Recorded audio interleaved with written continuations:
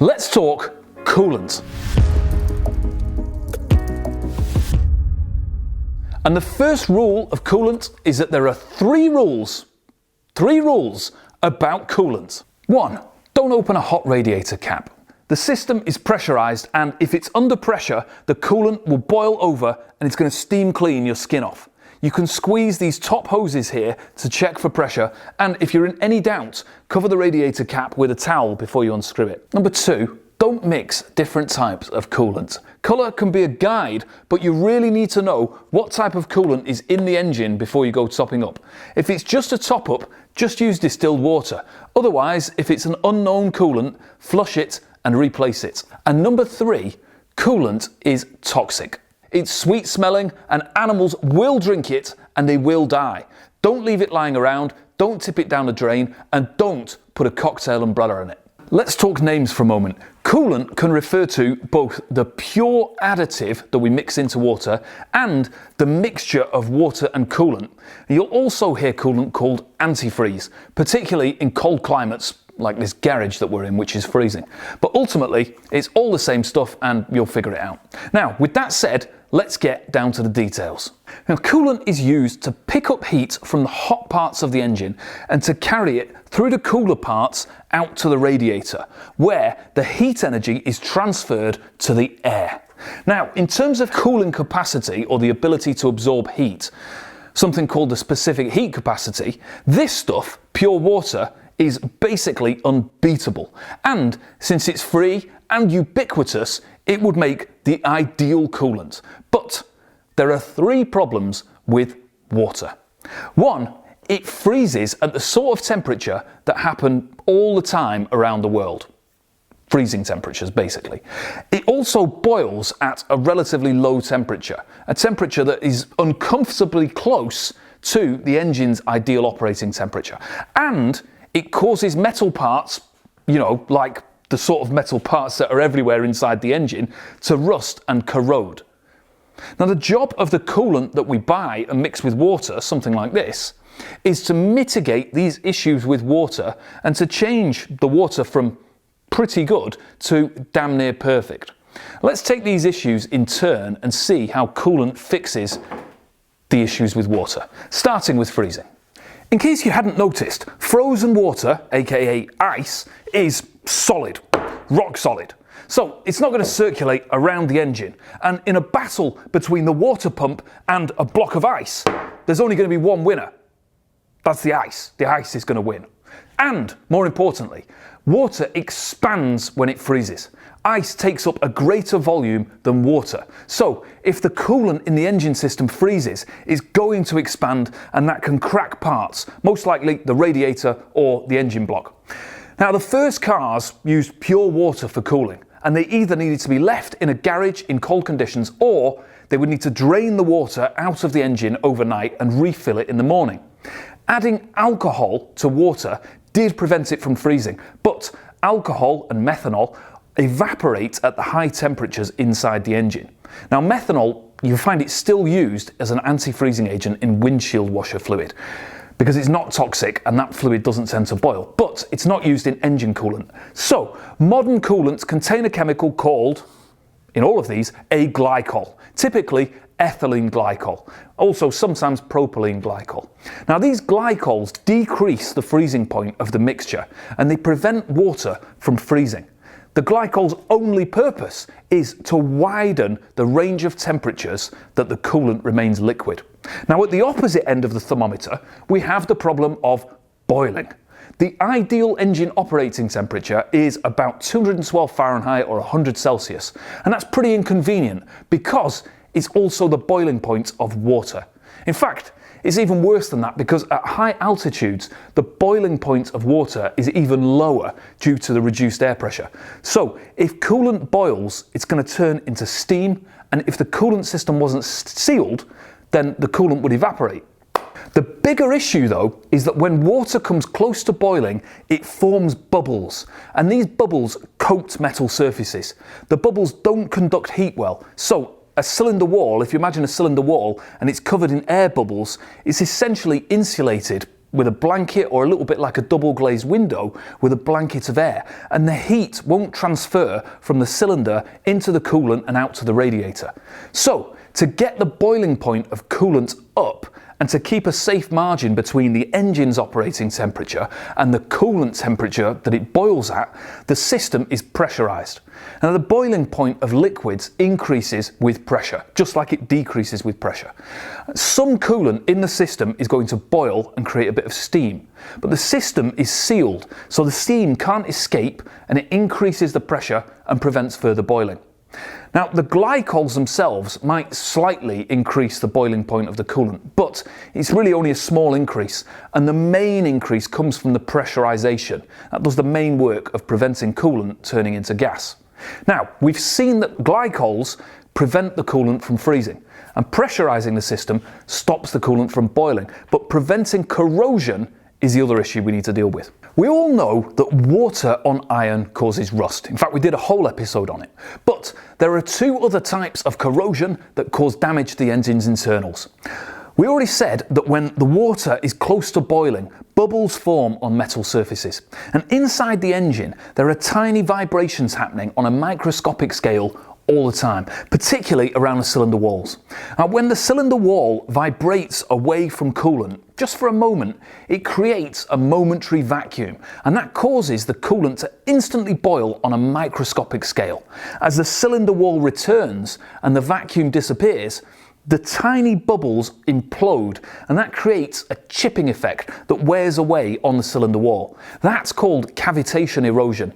Prevention of those bubbles is another reason for a well-pressurized cooling system. But the corrosion inhibitors that are inside coolant help by providing a coating on the metal surfaces to resist these bubbles and this cavitation erosion. Now, there's also an issue with electrostatic and galvanic corrosion, where the coolant acts like an electrolyte between the different metals that make up the engine, an aluminium radiator and a cast iron block, for example.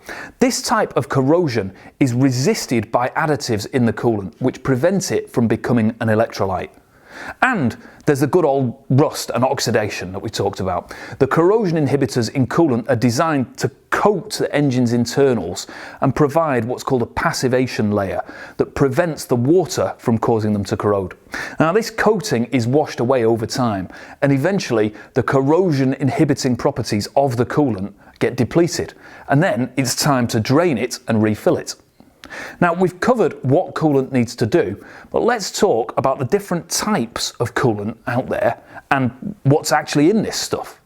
And we're diving into a sea of different acronyms here. We've got ELC, XLC, OATS, HOATS, NOTES. There are all sorts of specifications as well.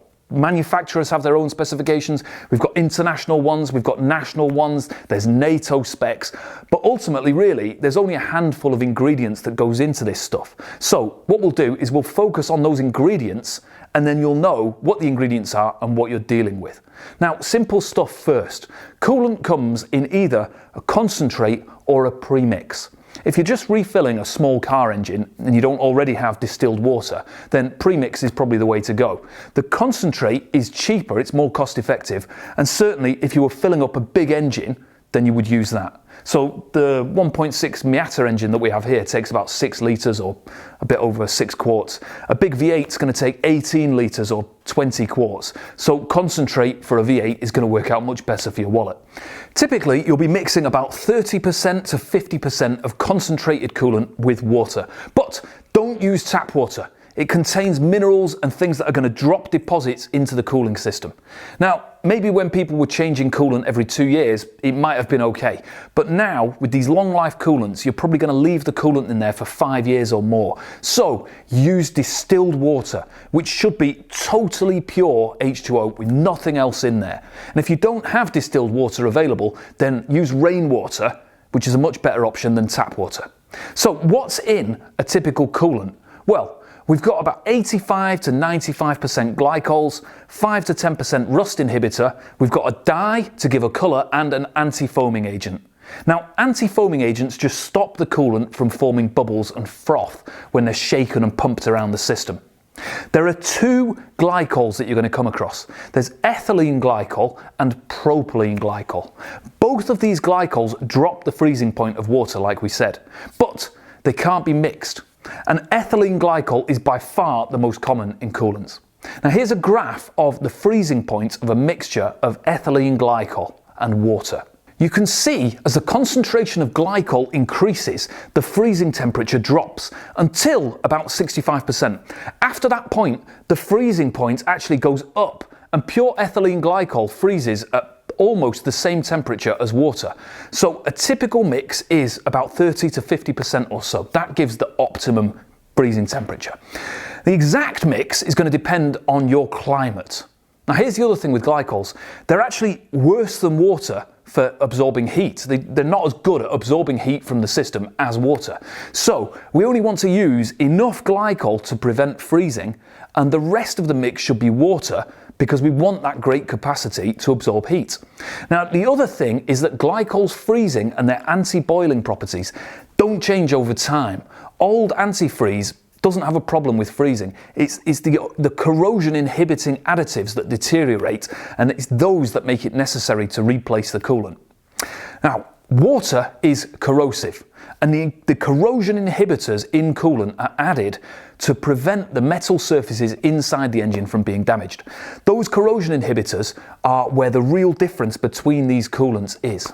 Old style coolant, which was used up to the late 90s, and it's typically green coloured, used simple chemicals, inorganics, mainly silicates and phosphates to prevent corrosion. The chemicals are inorganic, and so you'll see this old style of coolant called IAT, or inorganic additive technology. Sometimes people call it conventional green coolant, but really we should be calling it legacy green coolant, I think, because it's not really used anymore. Now its lifespan was 2 or 3 years because the silicates and the phosphates had limited solubility, and eventually what would happen is they'd drop out of the solution and make a sort of green gunk in there. Now in the late 90s, a new breed of coolants came out using organic additive technology, or OAT. Now this coolant is red or pink, lovely colour, and it's based on organic salts that last much longer than this previous or inorganic coolant. And you might see this called ELC, or extended life coolant. It should last up to about 5 years or so. There's also coolants that are a mixture of organic and inorganic technology called hybrid OATs or HOATs. And there are NOATs which use nitrides, hence NOATs, and POATs that mix phosphates with organic salts. But ultimately, in terms of what you're putting in the car, you'll be guided by the manufacturer's recommendation on this stuff. The thing to note though is that they are backwards compatible. So green coolant running in an engine can be flushed out and replaced with a newer red OATs coolant. And OATs can be replaced with HOATs, but the important thing is that you can't mix these different types of coolant. You can't mix inorganics with organics, IATs with OATs, HOATs. Now having said that, there are universal coolants that are formulated to be compatible with everything. These are typically yellow in colour, so that if you mix it with green or red, it doesn't change the colour of the existing mix. In fact, let's see what happens. Still red, still green. Magic. Now all these coolant mixtures are pretty much colourless without dye. So dye is added to distinguish the coolants, and probably so you feel like you're actually getting something for your money. Now different colours of coolant are based on the different inhibitors, but you can't totally rely on these colours. Now, the only solid colour really is this green one. That's the legacy IAT stuff. If it's red or orange, then it's probably organic or oat. Now one useful thing about coolant being coloured is that if there's liquid on the ground under the car, then what you can do is you can stick a paper towel in it and see what colour it is. If water dripping or pooling underneath the car, it might not be coolant. It could be rain, it could be something draining from the air conditioning system. So at least if you see on the towel you've got a particular colour, you know that that's coolant that's leaking. And of course, if the coolant in a car is colourless, then it's running on pure water. So you can tell if there's no colour in that coolant, there's no coolant in there. Now to check coolant, you should check the levels first. There's probably an overflow tank or an expansion tank with levels on it. If it's a little low, just top it up with distilled water. You don't need to add additional coolant. You know, that ratio of coolant to water is approximate. Check the colour as well. If the coolant is brown or dirty, then it's time to flush it and replace it. You can get test strips to determine the coolant's concentration and condition. And these test the glycol concentration and the pH level and give you an idea of the condition of the coolant. Now, the concentration of glycols is easily tested with a hydrometer. I don't have one, but it's a pipette with floating balls. They're pretty cheap, or you can use a refractometer. Hold on, I'll get the refractometer. This is a refractometer. I love cool little sciencey type things like this. So what you've got in here is a sight glass, and it has a little piece of glass. What you do is you use this pipette to take a sample of coolant from the expansion tank, drop it onto this glass, you pop this little plastic lid, squeezer, I don't know what that is, slide cover on there, and you hold it up to a light and look through it, and what it shows you is the freezing point of the mixture that's on there. I don't really understand how it works, but super cool. Do you need one? No. Do you look good using one? I think so. Anyway, let's use one. Let's show how this thing actually works. So we've got some red coolant here. Let's mix this 50-50 with a bit of water and see what the boiling point, or the freezing point of this mix would be. This thing doesn't tell you the boiling point. You know, as we said, that depends really on the pressure in the system. So we've got ourselves a 50-50 mix there. We take our refractometer, just grab a little bit, if we imagine that's the expansion tank, drop it onto our glass here, then pop the cover down, and that squeezes the liquid underneath. And then as we hold this up to the light, in my best effort at being a pirate, we see that the freezing point, we've got 3 scales on here. We've got one on the left, which is for batteries, it tells you the condition of the electrolyte.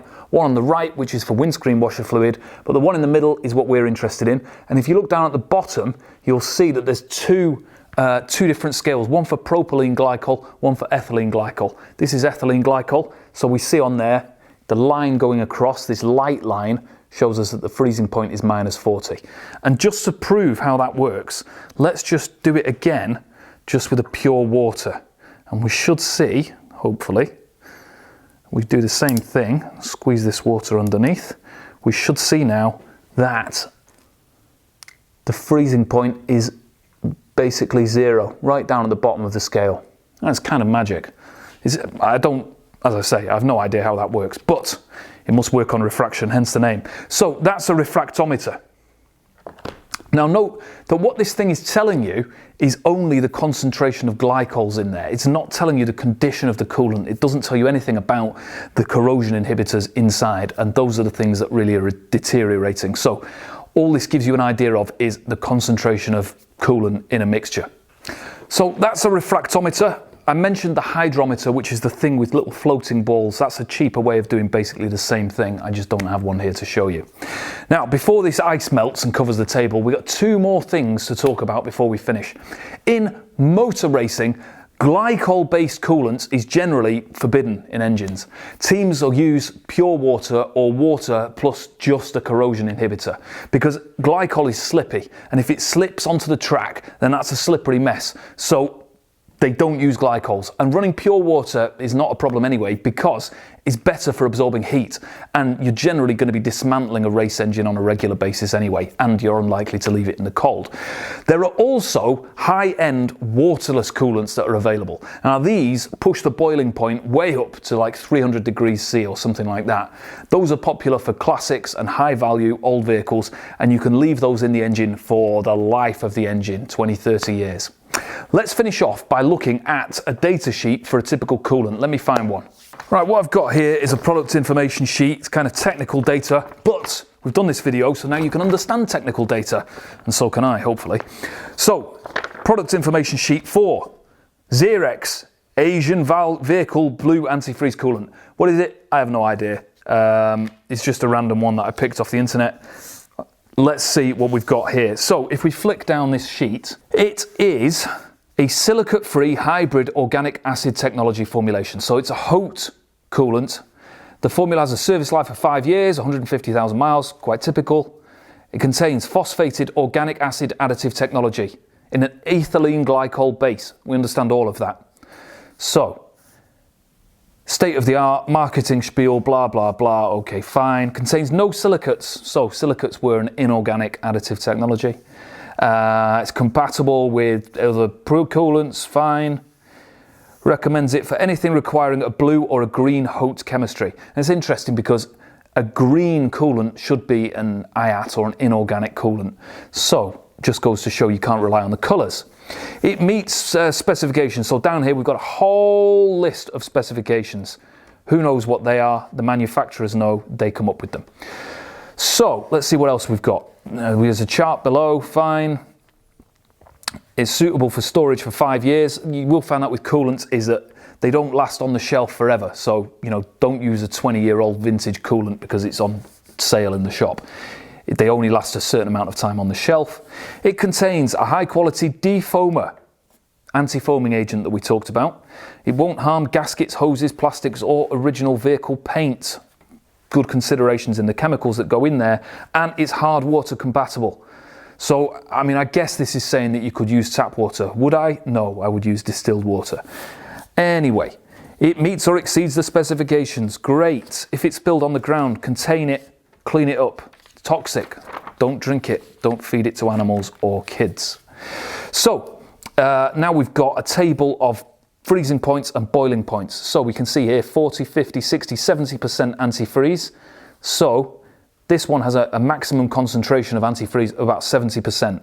And at 70% coolant in there, we'd have a freezing point of minus 90 Fahrenheit or minus 67 Celsius, which is pretty low. The boiling point is interesting. So we've got boiling points down here, about 130 centigrade on average, something like that. Double stars, look down here. Boiling point shown using conventional 15 psi radiator cap. So these boiling points that it's showing us here are the boiling points when the system is pressurized. If you put this stuff in a pan and you boil it up in the kitchen, you're not going to see a boiling point anything like this. Typical physical properties. Antifreeze glycols, percentage by mass, 91%. 91% glycols. Remember, this is the concentrate stuff. Corrosion inhibitors, 7%. Water, 2%. So you got some free water in there, probably to make sure this stuff runs neatly or mixes more easily. Who knows? But we understand what those are. We understand 99% of the components in this mix. Then down here we've got various different measurements, performance specifications and all the rest of it. I think, and we got on the last page, various tests about weight loss and the amount that this stuff actually corrodes metals that it's in contact with, if you wanted to dive into those goodies. But the interesting thing for you is you understand that this is a phosphate-based hybrid organic additive technology. Hote, coolant, boiling points, freezing points, corrosion inhibitors, everything you need to know. Onwards, the cooling system, more. I don't know what we talk about next. Radiators, maybe.